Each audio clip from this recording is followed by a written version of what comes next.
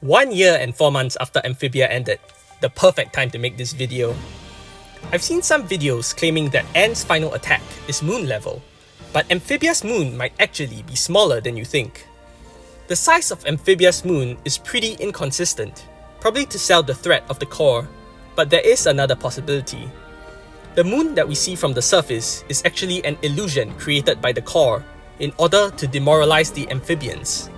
After all, we've seen in the Season 3 episode, Olivia and Yunan, that the core is able to create realistic 3D projections using its eyes to incite fear, just like the moon.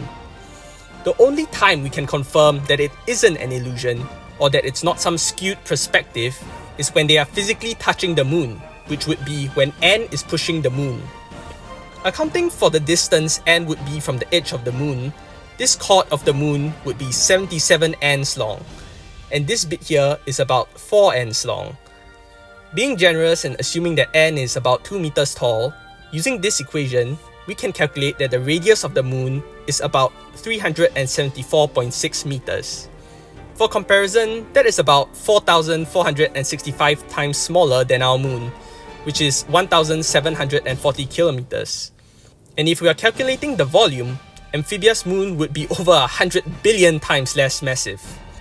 Of course, this image here would be super inconsistent, since that would put Amphibia at a radius of about 1.76 kilometers. We know that Amphibia can't be that small, considering the time it takes for the planters to get to Newtopia. I'll just chalk it up to unreliable perspective, I suppose, and that the moon is actually somehow way closer to the camera than Amphibia, and the core is just way off course. I guess that would explain how the moon didn't immediately crash into Amphibia.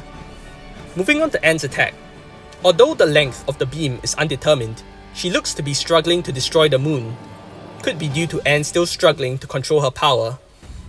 But based on feats alone, she destroyed the moon with a volume of about 220 million meters cubed.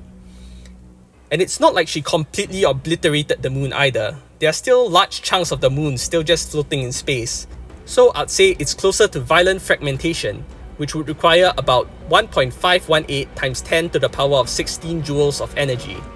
This puts Anne's all-out attack, costing her life, at small city level. But anyway, what do you think?